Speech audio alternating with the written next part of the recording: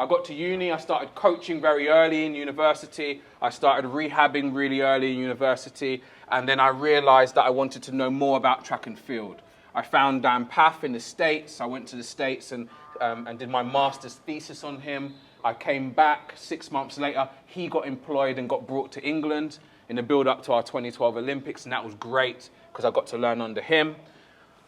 Blah, blah, blah, coached some kids, they ran really fast. COVID happened, I moved into more team sports, and a lot of what I do around sprinting and running efficiency applies really probably in team sports. Yes, it makes players faster, but definitely makes them more economic. You've got to think that if you've got to run several times at 70, 80, 90% of your intensity, a few runs, maybe over 90, and then you have to bounce back and do that again in training midweek and again on the weekend, that running economy is really, really, really important. We have some 800-meter runners, some who've got some medals last year that we support, and actually sprinting and being efficient for even 8 and 1500-meter runners, and Dan Pfaff's worked with marathon runners. We see that running economy and being efficient is really what we're doing. By all means, you get faster, but actually being more efficient is what really matters. We've run some really cool research projects where we've taken force plates, we've used force decks, of course, to measure isometric hamstring and calf and hip extension, and we've timed sprints and looked at the kinematics. And then we've taken the key kinematics, and the summary of that would be that when we just look at physical profiling, it correlates about 50% with the performance output. When we just look at key running markers, it correlates about 60%. And when we put the two together, we get over a 90% correlation. And an old Charlie Francis phrase is, if it looks right, it will fly right. And I always say, if it looks right, it will fly right if it's wired right. And all I'm saying there is you've got to train physical properties and create underpinning physical properties, but you've also got to teach efficient movement patterns. And actually, if you're really smart, if you're really good, as you're training, you're teaching. You find ways to apply pedagogy and learning principles and phase potentiation into how you load the tissues, how you create progressive overload, and how you essentially get to peak athletes and players. That's a summary. That's about a 3-hour lecture I've given you in probably 5 minutes. Today, I want to show you some key bits. And the key bits, I always say, you don't have to be a speed coach to coach speed. I always say, everyone can get faster, we can show you how. We use an app by an Australian company called View Motion. And that is a really simple way. You put out some cones, you put a phone or an iPad or Samsung, whatever it is, you record someone run, you throw it into the app, and you get out some really cool kinematics. And then we throw it into our algorithm, and we basically tell you what we see. And what it's allowing people to do in the rehab world, what it's allowing lots and lots and lots of our clients from different sports to do is really fast track their ability to see and understand what efficiency is and understand the interventions that will be necessary to change it. So although we're in the gym, a modern gym is a combination of ways of creating physical overload as well as some space to express that in some kind of locomotion. But even in the gym, and we'll go through some acceleration wall drill stuff, there are key ways that you can start to ingrain some of those movements, and I think we'll definitely get to work on that today. Right. Who wants to do some practical? One. Come on, there's more of you. Come along. Okay. So I will just try to give you, I could talk for hours. I was here with Athletes Authority for two days, and even then I could have kept on going. So I'll try to give you my most important heuristics. And hopefully that will be enough for this hour session. So you come out now. Straight line And some of it will be just these guys, some of it you guys will feed as well. So I won't put them all under too much pressure. I think everyone can feel this first. So Key rules. There are some key cues that we'll talk and work on today, but I don't care so much about the words that we use. I care mostly about the feelings that the athlete or your client will remember. And I always say trust is earned, never given. So yes, I've got accolades, I'm a super coach, people might listen to me more, but it's always important. I walk into a brand new club and I'm talking to, multi-million pound athletes, and they don't really care who I am. I still need to prove to them that it's worth listening, it's worth trying to change some habits. So you guys can feel it right now. So the first habit that is really important to be aware of is, and there's a whole heap of science behind it, and the summary for this point is, sprinting is done with very short ground contact times. So we can't rely on our muscles to do the work. We really must rely on our tendons. And if we're going to rely on our tendons to do the work, they need pre-tension prior to hitting the ground. Now, this is important for performance, for high rates of force development, for being elastic. It's also important for health. All of the health research on hammies and Achilles states that more pre-tension that you have in the muscle can secure the tendon and can actually just not just alleviate pain, but prevent shearing, prevent injuries. So feel this. I want you to feel this. Everyone's going to lift their knee and hit the ground 5 times, but wait, too fast. Firstly, you're going to do it with a pointed toe. Yeah, 5 times, hit the ground, everyone can do it. Okay, so I always say that's one way of doing it. Now you're going to do it another way with your toe up. Hit the ground 5 times. And so the viewers today are going to be able to hear it, and that's the best thing about it. But anyway, what's the difference? Firstly, is there a difference? Yes? This is a quiet crowd. Is there a difference? Yes. Okay, fine. What's the difference? You got a lot more force when your foot up. You got a lot more force when your foot up. Pre-activation. Pre-activation. What does that mean, though? You're preempting. You're preempting. The actual landing. Yeah. How does that feel? Good. Yeah. Okay. Good. Stiff. Stiff. Yeah. What does stiff mean? Just strong. You're able to react off the ground. Okay, great. So you're saying stiff, like stiff spring, like you hit the ground and it comes back up, right? So do we all feel that?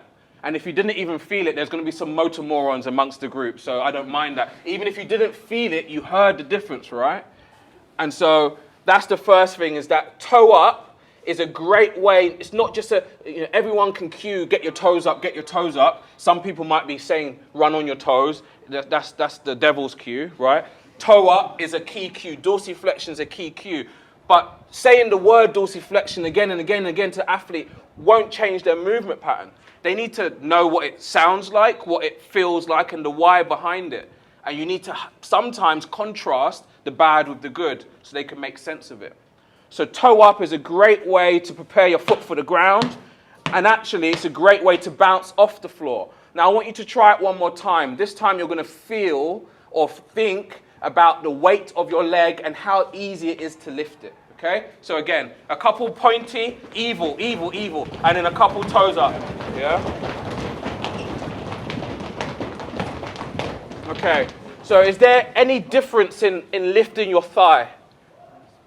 For some, it will be yay, for some, maybe not. Is there a difference for anybody in lifting the thigh? It feels lighter. It feels lighter to you, yeah? Okay, anyone else? Was it anyone else? Was it heavier for anyone else? Felt bouncy. Felt bouncy, yeah? So there's a nice thing that happens by having dorsiflexion. You get a nice chain through your oblique chain, through your groin, through your hip flexors, where you don't just rely on your quad, on your rec fem to lift, where having your toe up can actually just engage everything. So why is this important? A lot of people are aware that backside mechanics is a problem that we might have in sprinting. And there are a range of reasons for it, and we'll address some of it today. But you've got to realize that once I finish pushing the ground away, I need to punch my knee foot forward really aggressively, really fast. And if I'm in an action of extending into the ground, I'm delaying my flexion of my thigh. If I can get really good at applying large forces within a relatively small range of plantar flexion, and I can instinctively lift my toe up, it will drive my thigh forwards for me. I'm not thinking about driving my thigh forwards. I'm not thinking about all these things. All I'm doing is getting into the rhythm and the understanding that toe up is a nice feeling, that it's bouncy, and that it's really efficient. Okay? So one key thing is toe up. Okay, so we'll try this again. Start with one leg up. And we'll do it one way to start with. You can start with one leg up, and you're going to switch your limbs in the air. Firstly, you're going to focus on lifting to switch. Do 3 on each side. Then you're actually going to focus on attacking to switch. Okay? Everyone have a try.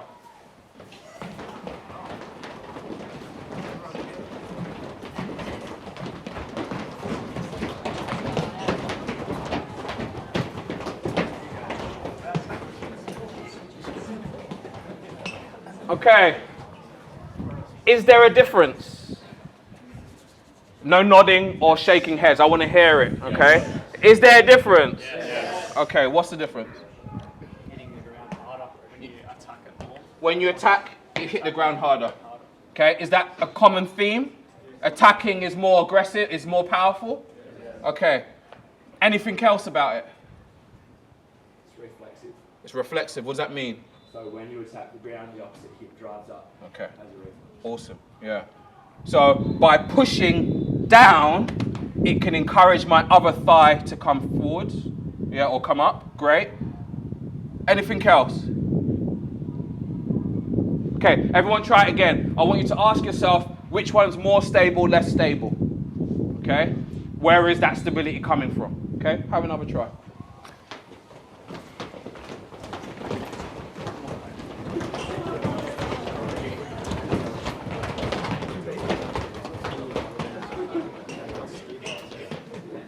Okay, so which one's more stable or less stable? Attacking is more stable? Yeah? Where is that stability? Hip? Hip locking. Yeah? What about the ground? What about ground up? Sure, not sure? Yeah? So I think we're talking about the same thing again. If we've got pre-tension, what is pre-tension? Okay, before we hit the ground, there's already tension in the muscles in our limbs, in our leg. So before we hit the ground, the foot muscles, ankle upwards, is already on.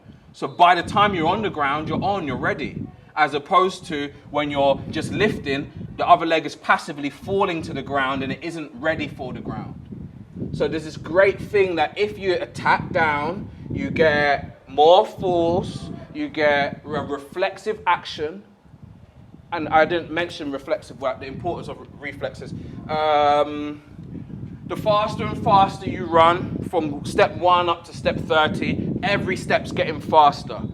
Every ground contact's getting quicker. Every step length is getting bigger.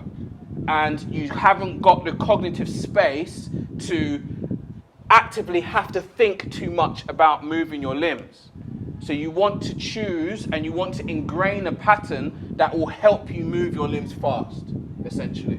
If you've got a choice, choose the thing that is going to miss out your brain in the loop as opposed to require and rely on your brain to make the decision. So reflexes is all we really care about. And being stable. If you're not stable, you won't produce force. Simple as. If you're unstable, your body's priority is survival, not falling over. Moving, getting on to the next step. So you won't do what you need to do. You definitely won't create pre-tension. That's exactly what we see in our ACL guys. Our ACL guys would rather land a bit further out in front. Firstly, they'd rather not attack. They'd rather just let the leg land out further in front so that they can sink and get their hips even lower and be stable on the ground and spend more time waiting to then push at the back end. We see that in the ACL guys, and that's a protective strategy. We see that same strategy in anyone trying to protect any joint from having to create tension or protect any muscle from having to create force quickly. We also see it in our very gym heavy or concentric driven, low reactivity athletes. There's a debate going on in the moment on Twitter. Is a squat specific for sprinting? And there is a point where if you're weak,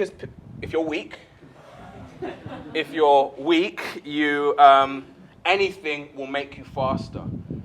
But there is also a point that by getting stronger, you've got to sometimes be selective. I've got multiple athletes, rugby players, sprinters, football players who, as they get stronger, they get faster. But actually, it gets to a point that the only way that getting stronger allows them to continue to get faster is if we lift a bit less often and make sure we do more plyometrics, more running. They just become very, very, very force dominant. And if you become very, very, very force dominant, you might have a world-class 3 meters and 5 meters. And that will roll into having a decent, probably still a world-class 10 and a decent 20 and 30. But actually, all your acceleration was done here. And then everything else is leaking energy. You're essentially decelerating for the rest of the run and you still run a good time. So when you read the research, you've got to be careful. The reason why squats correlate really well with a 40-meter time is because the first 5 is so fast that the rest can be average. And what that means is that actually you're getting faster, you're getting stronger and stronger and stronger in the gym, and it's not actually transferring to performance. Because if you have that kind of profile, you're also very, very at risk of Achilles and hamstring injury. I'd rather you be a bit weaker, be a bit slower in your first 3, but be able to keep getting faster off the ground all the way. You're a more robust athlete that way. You're more prepared for different scenarios in the game. You're more balanced. It suggests that not just your quads and your calf, your soleus and extension is strong. It suggests that if you can keep getting off the ground, that your hip flexors and your quad to hammy relationship is really good. You can turn on and off, that you can use your concentric tissue, you can use your elastic tissue, and that you know how to move from ground dominance to air dominance. It just suggests to me all of the really important things I need to see in healthy athletes and all the important things that I work on when I'm going from injured to return to play to return to performance. Lots of chatter. I will slow down a bit. Right, can we stand over here? We're going to use this length. So toe up. Well, firstly, all cues should be a feeling. Toe up and push to punch. That feeling that if I tap the ground, my other leg will punch. That's what I call push to punch. So those are like your ABCs. And then you've got to be able to do it over locomotion. So can you show me a switch, like a boom boom? Yeah, Tony Holler, I'll give you some props. Yeah, A skip, B skip, all the drills that we've all been taught are important for speed. I think they're just teaching you postures. They don't make you faster. And that's why a lot of people just aren't getting faster, because all we're doing is A skip, B skip, which to me is like doing like a dowel squat and expecting your max strength to improve. So if we do a switch, 1, then 2, then 3. Okay, so do 1 on your left, 1 on your right. 2 on your left, 2 on your right. 3 on your left, kind of. 3 on your right, kind of. Stay on the spot. Or you want to Moving forwards. Yeah, okay. 2 at the same time and then the next 2.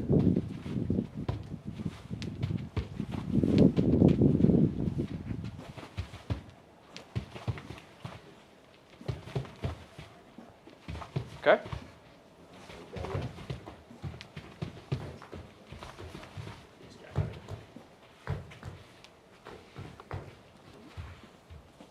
Lovely. Walk it back for me. Okay. So Brendan, I'm just going to pick out because it's easy to pick on him because I know him. Again, just you.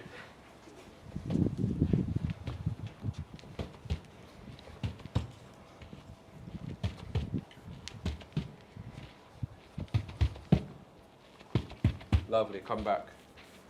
So I think this is airy-fairy. Yeah. It's pretty. Sorry, guys. It's absolutely pretty, but pretty isn't fast. Altus made wickets really popular around the world. They did an amazing job of taking a principle and a very simple drill and getting everyone to do it. But then everyone's wickets became these really airy, floaty runs. And then they weren't getting faster. And they're like, why aren't we getting faster? I'm like, there's no force. So all I would say here is, this is lifting. So I say airy-fairy because it's lots of air time. We've just talked about attacking, but I think your switch is first thing is to lift. And then the contact is soft. So switch it. Yeah? Attack the ground hard each time. Okay, stop there. Let's go arms above head.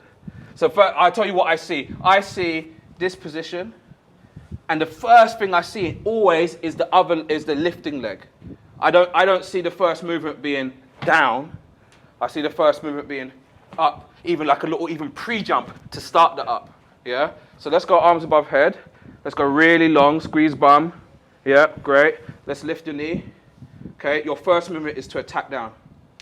Okay, good. Again. And there's a pre-jump. I don't mind it so much as long as now I'm feeling that you're attacking the ground. Yeah? Awesome. Do me 3. Good. Again. Stop there. So whenever you start doing multiple switches, the normal reaction for a lot of people is they know it needs to be fast. And what I'm sure you see a lot of your athletes is, in order to move fast, I sacrifice range of motion. Now, the research is really clear that thigh angular velocity is the driver, not just leg speed. So, yes, your legs might be moving at 5 hertz, but if they're moving at 5 hertz with reduced range, it don't mean anything. Okay? So, we go to our 3 switch again, big range. In fact, arms above head, In fact, I don't care about the speed.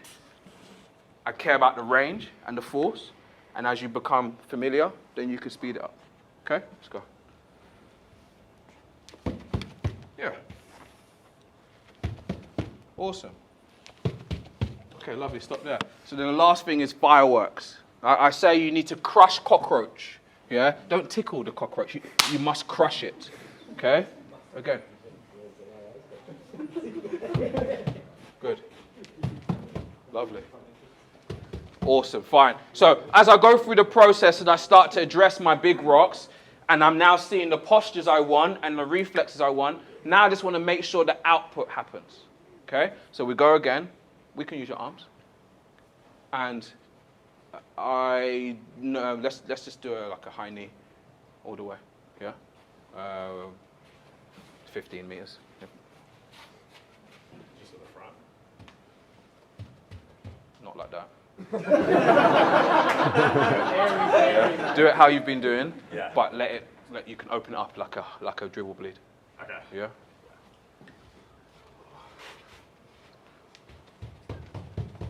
Okay, stop there. Good. Come back. Let's go slow to fast. Let's make sure it's big and forceful, and only on me. If I say okay, then you open it up and you can let it go. Yeah. Okay, go. Okay, not bad at all. Okay, why don't you guys copy? So I want big ranges of motion, fireworks into the ground, and then gradually you can go further and faster and further and faster. So we're not doing a drill, a switching drill.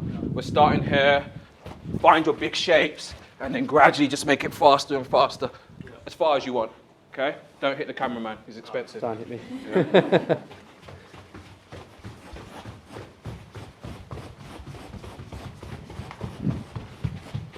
Cool. So, we clarify the positions we want them to be in.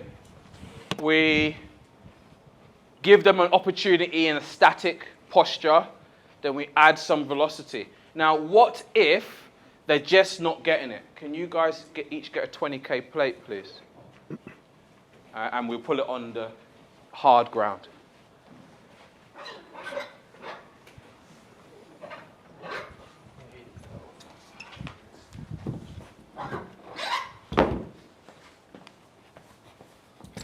So, stolen this directly from Franz Bosch. some people call it a reflex drill, a box A skip, whatever it is.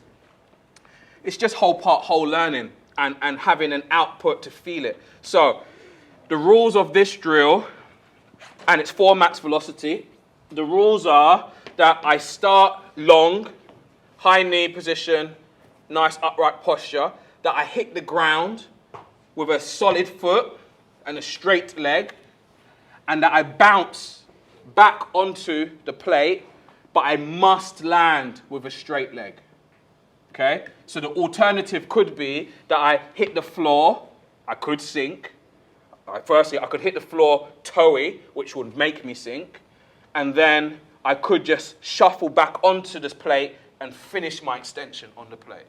Instead, I'm saying you must hit the ground and bounce back to the plate with your legs straight. That suggests that you must get air time. It suggests that off the floor you must be reactive and get some vertical push. Okay? So let's do 6 reps on one side, 6 on the other, in your own time when you're ready.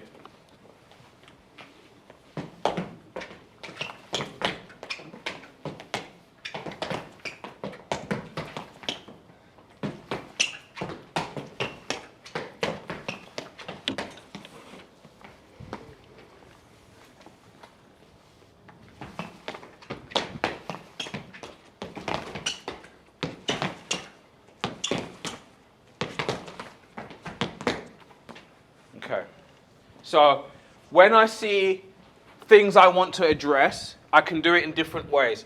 I could decide that I'm going to make it a bit higher, for example. If I see that actually the posture, the positions are decent, and now I want to make sure that he has to attack so that he gets back up, I might just make it a bit higher. If I see that the landing's a bit soft, I might just break it down. So for you, what I'm going to say here is just land, no bounce. But on that landing, it has to be stiff, it needs to be stable, it needs to be really long-legged. Can you show us now? So when you land, pause for 2 seconds. Good, and again. Yeah? So with this, now that I'm seeing it a bit closer, I feel like, and I won't go into this too much because it can be baffling. Let me think. You can flex your hip by really relying on knee flexion. Because if I just squeeze my hamstring to try and get my heel to my bum, it does raise my thigh. Yeah, we see that? Or I can flex my hip by really driving through my hip flexors. My hamstring will still be activated, my heel will still come to my bum, but on the way to my thigh coming forwards. Does that make sense? Yeah? And I guess we have to show it with a prowler push because it's easier to make sense. But if my flexion of my thigh is very much hip flexor driven, then the next action is more likely to be bum and like proximal hamstring driven. If my flexion is very much hamstring driven, my next action is very much going to be knee quad driven. Does that make sense? Yeah? So my other exercise progression, do you want to come here? Just put your foot up here, right foot. Is I would want to, I'll just use isometrics. There's 2 isometrics I would use. I'd go, he's Australian, Alex Natera, I'll go and I'll put you in a rack and make you long-legged and make you happy to be strong and long, but that's not the problem. Instead, I would come into this position. So all you're going to do here, the aim is to get your foot down to the other foot, but it's an isometric. Yeah. Put your hand on your medial thigh. Yeah. Take your back leg further back. Lift your heel off the ground. Great. Back leg further back again. Good. And actually foot a tiny bit more further forward. Yeah, there you go. So I'll take you into a split stance. I want you to push really high. And then the aim is to pull your heel back to your other foot. So it's a massive hamstring contraction. Yeah? You got that? Yep. And then relax. You okay? Yep. Cramp? No. Oh, you just came down quick? Take down great. Yeah, fine. But slow, go slow. Yeah, slowly ramp up, find a really hard contraction, hold it for 3 seconds, then come off. And don't pull the actual foot off. No, foot stays on, Yeah. but the aim is to topple over the bench. Yeah? And all we're doing here is getting her used to being in this position and getting really good tension and adductor magnus and glute. Just getting this really ready, because that's essentially what's happening. If you can be happy firstly to get your thigh into a decent position, and once it's there, the muscles are happy to contract, to pull, then you're more likely to really whack the ground with aggression. You're more likely, from the moment the thigh starts to drop, to start to accelerate it. The alternative is if you've used your hamstring, you can stop by the way. Yeah, it's a very long ISO. Yeah. Sorry, I wasn't holding it. The alternative is if you really use your hamstring to drive a lot of this hip flexion, then actually you wait, your thigh drops passively until you're in a position ready to use the quad to extend. And by doing that, you can still create a decent rate of force development. You can still attack the ground, but it doesn't transfer to sprinting. Yeah, does it make sense? Okay. So I would, if I see problems in flexion, or I generally see it in how it's extended, if I see that, then I'm going to go away and work on it. My hammy rehabbers almost always have to do this, because even if their Nordwall scores are up and they're pain-free and their range of motion's good, the muscle activation, the brain-muscle connection isn't there yet. And even if it is there, there's some guarding. So I can come to this drill and it will just be soft. I'll do all my drills and it will just be soft, and their foot will be landing out in front because they haven't attacked down. And I'll be telling them to land closer to the center of mass, or I'll be giving them cones and cues. I'll be giving them lots of things that is useless until they have that mind-muscle connection. So that's one, to attack the ground.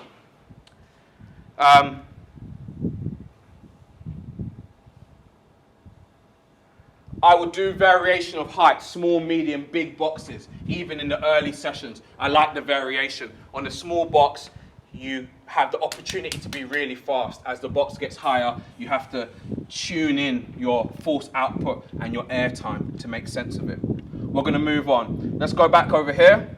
Let's go into a straight leg scissors. So I only use a few drills. I don't really dribble with team sport, and even my track guys. I would only dribble, and a dribble being a small cyclical action, with my rehabbers, for the only reason being that the bigger the action, the more eccentric there is on your hamstrings. So if I'm rehabbing, I come from a philosophy that very early on after an injury, I want them to be moving. And I just choose drills that I know they can do. Like a straight leg scissor really has very minimal eccentric, especially on the distal end of the hamstring. So we can straight leg scissor a lot of people really early. A dribble is nice because it's a cyclical action, just like running. But the big cycles, you get big stretches. So I just keep it really small. But I only use a few drills. So we're going to go straight leg scissor. We're only going to go to the second white line to start with. It's 10 meters. Okay? When you're ready. Bounding quite long. I'm not going to tell you how yet. Fair enough. Yeah.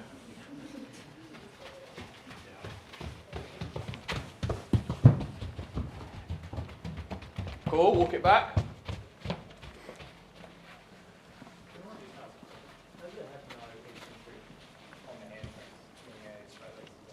There's no eccentric on the distal hamstring, because the real eccentric on your hamstring is when you transfer momentum from the hip to the knee. And so if you want to run fast and also really load up the hammies, your foot stays closed, you get all of the angular momentum, and then you open it. Right? So because the angle's the same. So because the leg remains straight, then you don't get the eccentric on the proximal, on the distal. Of course, the proximal has to block the leg and bring it back, but the stress is far less. Good question. Straight leg scissor. Okay, so a straight leg scissor is a great drill. It's a great plyometric. It's a great running drill.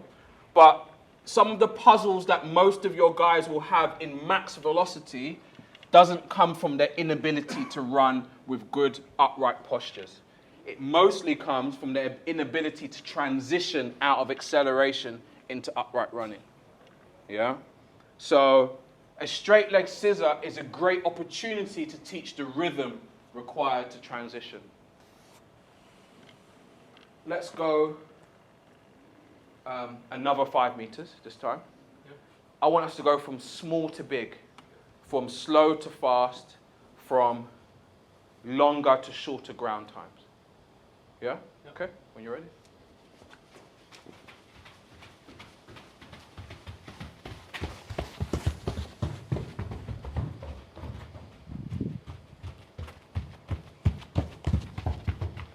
So what we want is a crescendo. And what a crescendo suggests, well, what a crescendo sounds like is boom, boom, boom, boom, boom, boom, boom, boom, boom, boom, boom, boom, boom. And what it suggests, if you can do that, is that you have the slow, medium, and fast capabilities to produce force. That your hip in its exchange, as well as your ankle in its quickness, are connected. And that you understand what it means to grow in airtime. Those are really the fundamentals in transition. Those are absolutely the fundamentals in transition. And how I often see this is I will do like high knee dribbles and upright runs that go from slow to fast. And I'll look at people when they're flying, and I'll even measure a flying 10 off the back of a high knee progression, just an upright run. And the positions and the speeds will be relatively good. And then I'll ask someone to run a 30 meters from an acceleration pose. And the positions and the speeds may not be that good. So in that scenario, they know how to run with upright mechanics, but something is getting in the way. And it's often the ability to transition from low to high, from slow to fast. So we go again. I'll tell you what I see. So I really like the beginning for you. Yeah.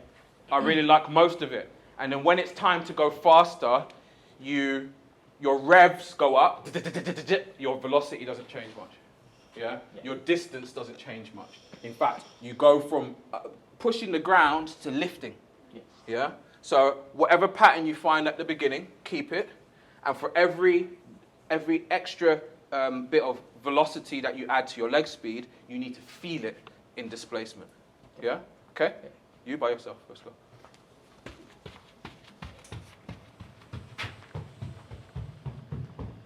Okay, very cool. I don't remember. Can you go again? You already is? Yeah. Oh, I do remember. Oh, Okay, yeah. So, everything is lifting from the beginning. Onto airy fairy. To airy fairy. Yep. Yeah. Airtime is good. Airtime is good as a result of attacking the ground, not just a result of lifting from the beginning. When you see people do scissors, I can remember even more now. When you see people do scissors, like you might not be able to see it yet, but you will be able to see it soon enough as your eyes get trained. Like when you see the leg movement, I just have to do it. When you see the leg movement, the question is it all lifting? And I'll do a lifting one now. You get this really increase of range of motion for not much punch of the body. Not much fireworks into the ground. If I measured my angular velocity of my thigh, it would be faster on the way up than it is on the way down. Or is it more pushing, where the other leg is getting up as a result of you pushing down? Everything we talked about at the beginning about pushing to punch, that's for a reason, because it should apply here. Okay? So just like you was doing pogos, you can do pogos. Can you, actually? Can you start in the line? Don't go anywhere first. Can you just do this? Even the sound. Yeah? Squeaky shoes. Squeaky shoes. Yeah. Can you tap to give yourself pop? No squeak. I don't care about the squeak, but can you tap to give yourself pop? Okay. Yeah? Yeah. And you keep that tap as you keep going forwards. Yeah? Good. Keep it. Keep it. Go, but keep it. Go, keep it. Okay, very nice. If anyone's doing a scissor and you can hear or feel a scuff, it means the previous step didn't give them enough airtime. Yeah? Airtime actually is your friend in upright running. It's not your friend in acceleration, but in upright running it is. Oh, no. Here we go.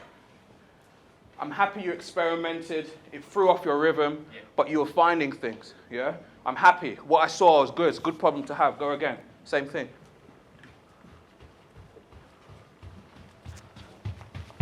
Cool. Really, really cool.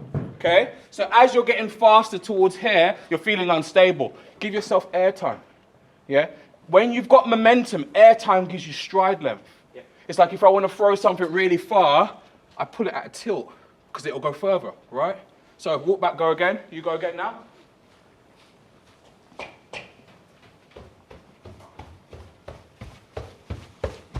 Okay, really, really cool. So I see someone who's listening to me is applying force, is really focused on applying force, that he's still applying force when he should have let go. Yeah, so I'm now taking him to the other side of the spectrum. Yeah, does that make sense? It felt like I was putting more force. You're putting more force, but it's taking too long. Yeah, and like it's like almost like you apply that force with pretension. So by the time you're on the ground, you should be letting go. Yeah. Whereas you're applying it with pretension, when you're on the ground, you're still pushing. Yeah. So then the ability to switch out of it is difficult. Okay. Again. Good. Yeah. Yeah. Okay. Cool. What did that last one feel like? It was a mix between trying to question whether to up the revs or just trying to force down Yeah. airtime. Yeah. And that's really what it is, and that's a rhythm. Like you'll be thinking it through, but gradually you start to realize that I just listen to the rhythm. Okay? Again.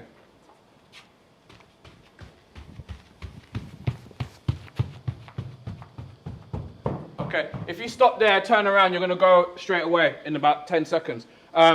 When you're getting faster and faster and you start to apply force, if you don't get airtime from it, it will make you stumble like it is currently. So go back to the very beginning. Same again, open it, get more airtime, get more distance. As you're getting more revs, get more airtime. You can't increase revs without increasing airtime. Okay? Good, more pop, more up, more up, more up. Yeah. Firstly, can you guys see a difference in those two reps? How would you describe the difference? Smooth. Smoother. And such a general word that has so, like, it speaks volumes, the word smoothness. We look for smoothness in data. If I look at ground contact times across this rep, step for step, I want to see at least each pair of steps getting quicker and quicker on the ground. As I see those ground contacts doing that, I want to look at step length, and I want to see step length doing that. And I just want to see velocity continuing to do that. Yeah, so smoothness in a feeling, smoothness in a visual, even smoothness in a sound is also represented in the data. So whoever said that, teacher's pet, very good. It was more rhythm. It felt more rhythm. Felt more rhythm, yeah? And it's sort of like you wanted to transition into A run. Yeah. Yeah, exactly. Exactly, 100%. Okay.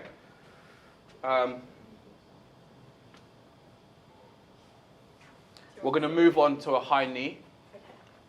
And the high knee is going to start here, just like we set it up here. We're going to tap the ground. It's going to be bouncy. Yeah? And then it's going to gradually get faster and faster. Not continuous on the spot. In fact, we're going to go together. Yeah? Okay? Got very loose trainers on. Let's go. Okay? Is that an excuse? Yeah, it's an excuse, 100%. Okay, so stop there. Good. We'll figure it out. So, and I saw it before and I haven't mentioned it. Your legs move with lots of energy, but you never get much back from it. And I don't expect you to go through the roof. What I'm expecting is when I feel your foot hit the ground, I'm expecting to feel like some vertical impulse. But this is what I feel and see. This is the opposite. It's almost like as I land, I sink. And there is someone who talks about this lots, and I think she's absolutely wrong. But she's a very famous coach, and I probably shouldn't talk about it on camera. But sinking is not the feeling. Bouncing, stiffness, running off your tendons is the feeling. Okay? So your goal is to bounce higher than me every step. Yeah? Okay? Okay, good. Stop there. We walk back. I took about 5 steps. You took about 15. Yeah? So, and this is the problem of the drill high knees. And I let people do it their way first. And then I go, that's crap. Yeah? And why is it crap? It's because you're spinning. If you just do high knees really fast and you don't go anywhere, it's just warming up your hip flexors and maybe your legs.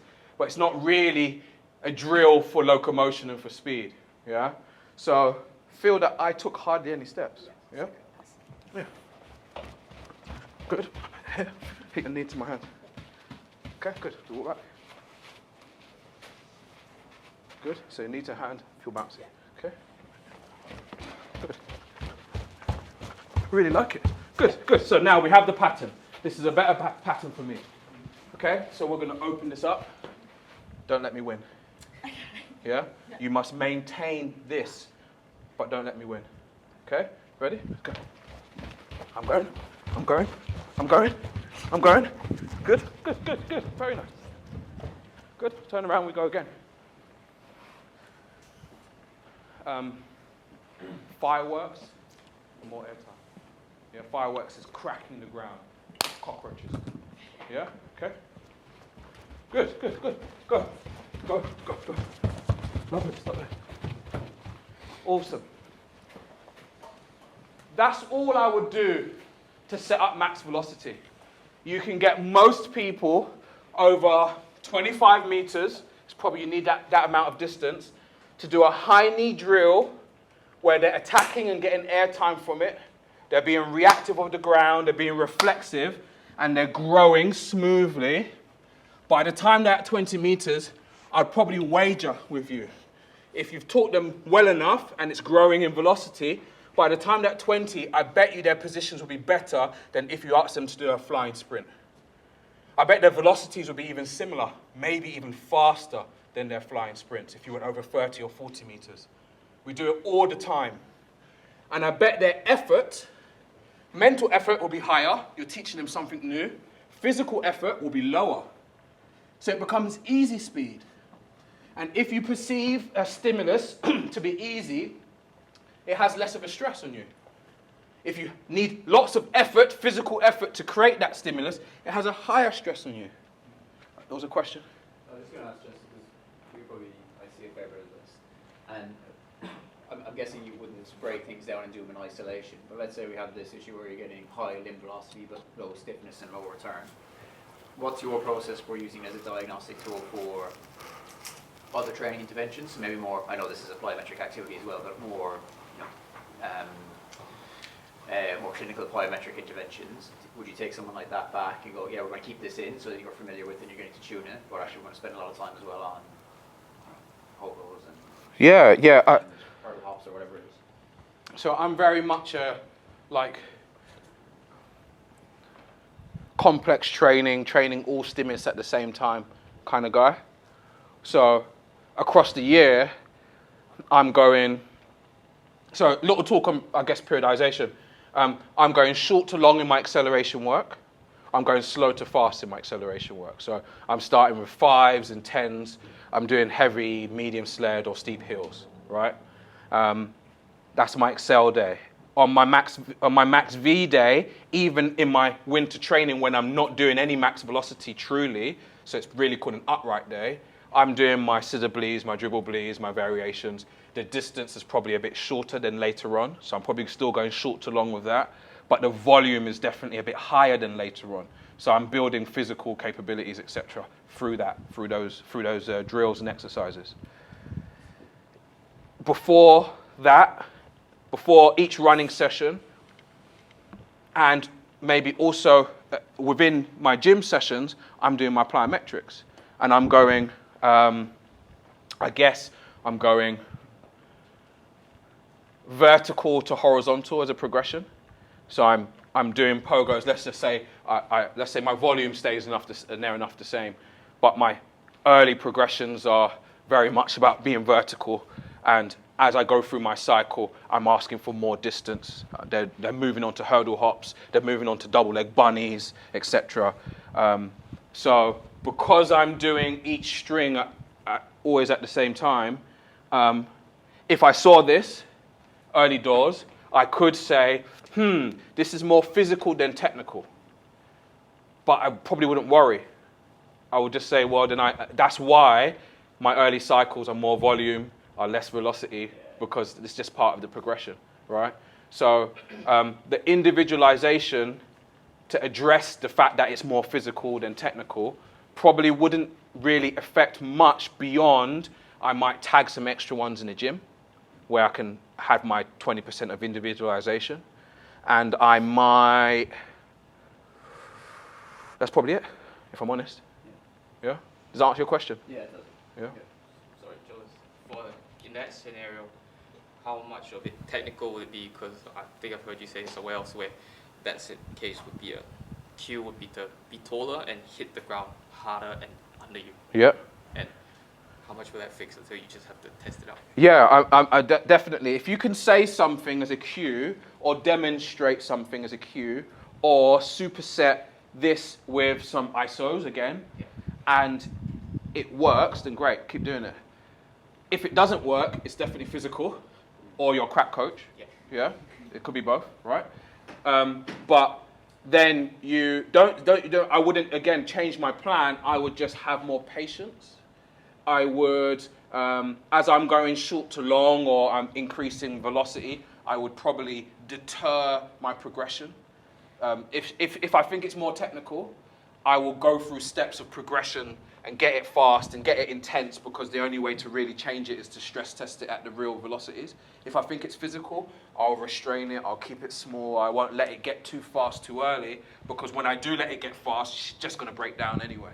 And I'm probably giving it too much physical stress, right? I'm probably better off keeping it a bit slower and getting a bit more done in the gym with it, and just not exposing her to intensities that she can't deal with right now. Now, she may still go out and play footy and be exposed to those intensities. That's what's going to happen. I just don't want to double up of that exposure right now. Yeah? Good? Did we see a difference in the run from her? And I didn't let her open up before I should have. It's always good to let people do things poorly and then make them look good. It's great for your ego as a coach. But did you feel different, in fact? Yeah, I did. What's the difference? I guess there was more force through the floor, so I just felt stiffer. Yeah. And I know it's physical. Yeah. At the moment. Yeah. Fine. Yeah. Fine. Yeah. I don't know how much time I've got. 5 minutes? Whoa! Okay, so I'll just summarize on this, because this has all been upright running. If I had to choose, I would always teach this first.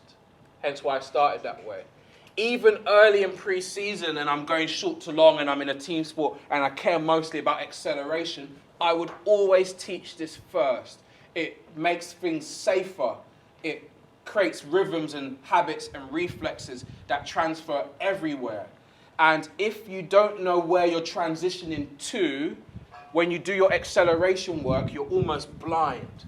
It's like building a house from the bottom up, but you don't have the blueprint of what the final thing should look like. So if you have a good awareness of being bouncy upright, well, when you go and do your 70% runs, or you go and do tempo, or you're doing recovery sprints, or you're doing whatever it is, you've set the tone. And then when you do your accelerations, and you figure out what it means to be aggressive in acceleration, you don't over-rotate and fall over and go, that's a good run. You realize that actually you need to transition and set it up.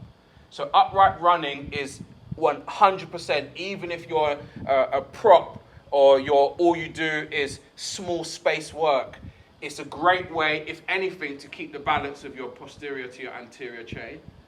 And that would be that. Right, let me do this very, very quickly. Can you get rid of the benches quickly? In fact, just those two. We'll just use these two. Should we get the plates here? Yeah, no, let's get the plates away. Oh. So I reckon you guys all need to come and stand here, or at least come further forwards and see the side of these benches.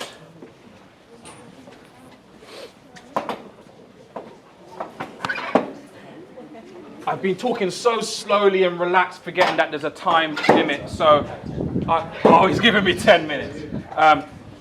Right, so, you come, you know all of the progressions. So, what I would say is a typical wall drill that I grew up learning, that is just standing with leaning against the wall, is just really practicing warming up your hip flexors and maybe stretching your calf. It's probably it. So the alternative is to do the wall drill like this. And maybe I will stop talking and he will just go through the demonstrations because he's an expert. He knows all the movements. Okay, can you just show them double leg? Do you know what, just plank to start with? Chest on bar. Walk your feet out, back. Go on, go again. Feet further back. And again. Awesome, stop, lovely. So I'm looking, I'm asking myself, can he bend his big toe? Can you drop your heels a bit? So maybe you're too far away now. Yeah, good. I'm asking myself, is he bending his big toe? Is he up on his toes? Or does he have close to 90-degree angle at the ankle? And plan to grade, the strongest angle for your ankle is around this angle. I said that word a lot, didn't I? I'm asking myself about his trunk. Is he turned under and pelvis is too through? Or is he really lordotic? Yeah? Or is he in the middle? Great. And that's really the first posture. Awesome. You want to sit back? Good. Start again. Sit back. Start again. Very nice. I'm asking myself, can he pair his hamstrings with his quads?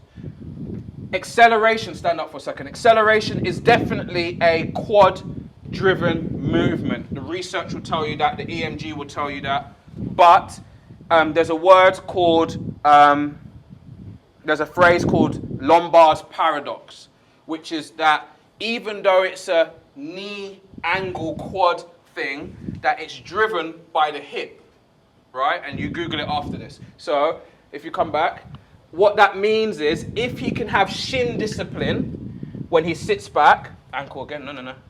Find the angle here. Yeah, great. So the aim is that his shin does not move. Okay, sit back. Excellent. Okay, power through. Lovely, again. Can you see he's shaking? And power through. Lovely, relax. Most people, no, some people, when they sit back, their shins will drop. So they can really load up their quads. Some people, when they sit back, their shins will rise. So they can really load their bum.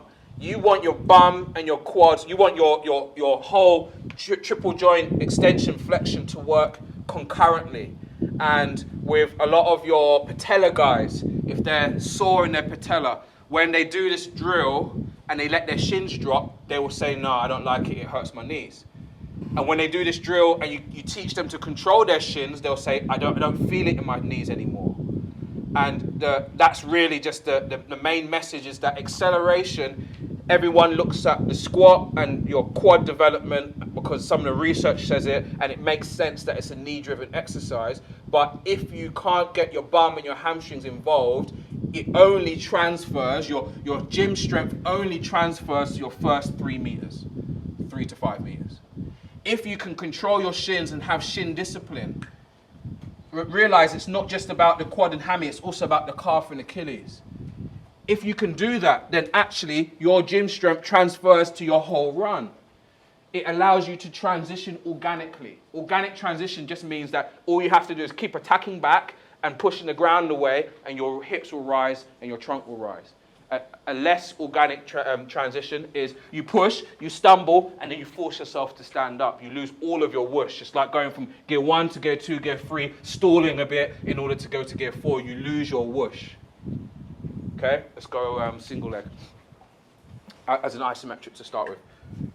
Okay, so when I do analysis, but even if you don't do analysis, there's a key position that I would start with and ask myself, can he make a big shape? If you've got people that are limited in their range of motion, I would take him into an isometric position. My first priority is that he pushes through the ground to lift his knee. My next priority is that he lifts his toes to lift his knee. And then the last priority is that he sucks in his abs to lift his knee or to lift his thigh. Relax, stand up. Yeah? So my last priority is talking about the thigh to lift the leg. Really important. You can make a big shape by pushing the ground away, lifting your toes, and sucking in your abs. That makes more sense for transfer. That makes more sense for the movement pattern that we want to get out here. Single leg sit back.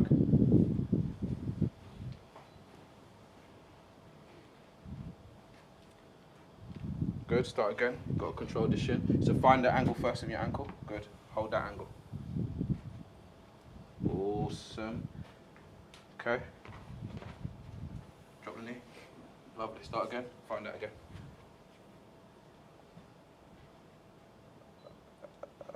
Awesome, awesome, very good, very good. Relax there. So the aim is, can he find that good ankle angle, stable shin, I call it shin discipline, and then sit back and just hinge through his bum. When he can't do that, it's because his shin drops, his heel drops, his shin rises, his heel drops. You'll see both happen. Yeah, you'll see it drop or rise. It's the same thing. It's lack of shin discipline. It's very much around his ankle and around his hinging. And if he can do that, then he just sits back there and I would hold him in an isometric. 5, 6, 7 seconds. Do you want to go sit back and power through?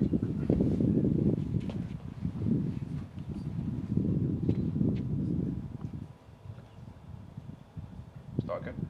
Don't drop the heel. Lovely. Shin really rises as you get back there. Good, start again. Let's change legs.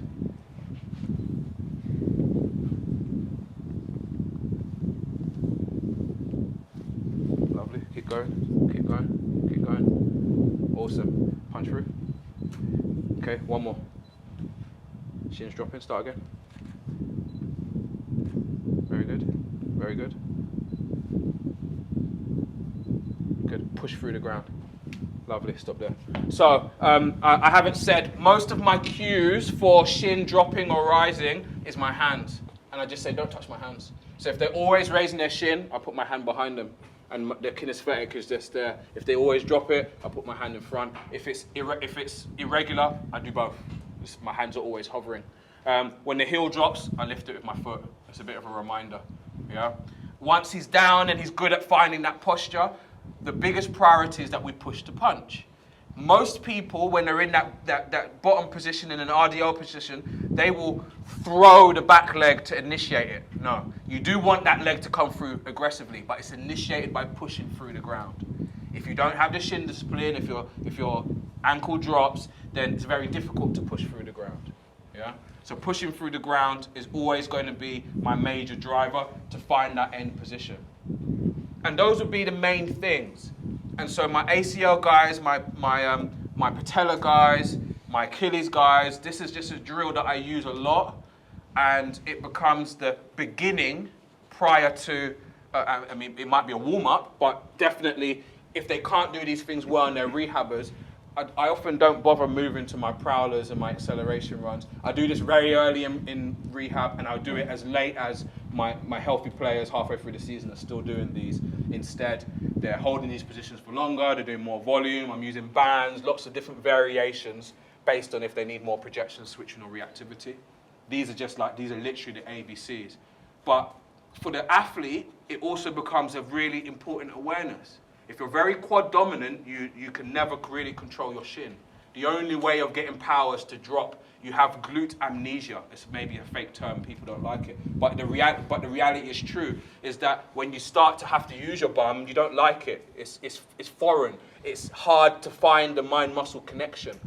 And if you keep talking about your bum and looking for your bum, it's very difficult. But if you just talk about controlling your shin and levering and hinging back, you find the activation and suddenly it feels good.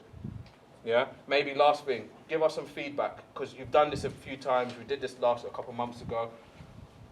What's your feedback around this drill, around controlling your shin and hinging? I think, like, I really like, because for me, that's one thing I struggle with, is that, like, discipline around, probably as we saw, like, my shin and my knee either rolling over or probably sitting up too far into my hips, or my ankle sort of dropping in or something like that. So, like, even there, just breaking it down to a point where I can feel where I'm right and where I'm wrong. Like, I think it's good to get the feeling of all those positions we want to be in. Yeah.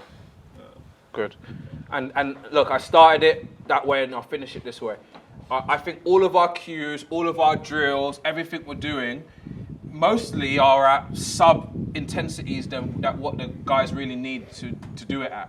So why are we doing it? If we're not getting a major physical stimulus, although we'll get some, why are we doing it? A lot of it is to secure the feelings, to give the athlete the awareness of right and wrong.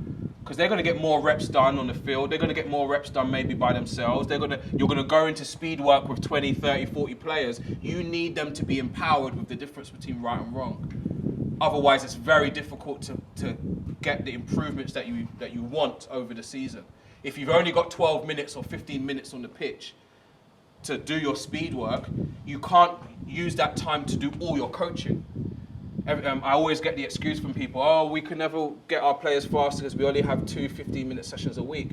I'm like, but how often are you in the gym? It's like, okay, we've got another 3 sessions. We'll do microdosing in the morning, we're also in the afternoon. So we add it all up, we've got 2.5 hours in the week, but we think the only time to coach speed is when they're running fast on the grass. I'm like, no. You're always teaching hinging, and you're developing strength, and you're in the gym enough to teach good movement patterns here that transfer out there. So good cues about good feelings. You push to punch, and you keep it bouncy and smooth. Good? Okay, can we give these guys a round of applause? They're excellent.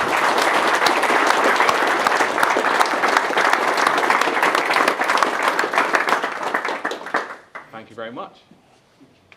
Perfect. Thanks, James. That's awesome. Just a reminder as well, so that was only just over an hour with Jonas. Obviously, next Saturday, we can extend that to 5 or 6 hours in a more intimate session, very practical. So if you're interested in that, as we said at the start of the day, $50 off if you sign up today. Just see Jay or Mick throughout the day once we get back over there. We don't have any time for questions now, but Jonas will be here all day, so quiz him over lunch, grab him for 5 minutes and pick his brain. So thanks again, that was great. Can I take a picture, please, guys? It's my new thing. I'm trying to do it everywhere I go. Can you wave, yeah? So you're not a passive... Oh, I'm recording a video. Photo. Okay, are we ready? Are we waving? Hold on. I'm going to zoom out if I can. Oh, I can't. Brendan, do you want to get closer?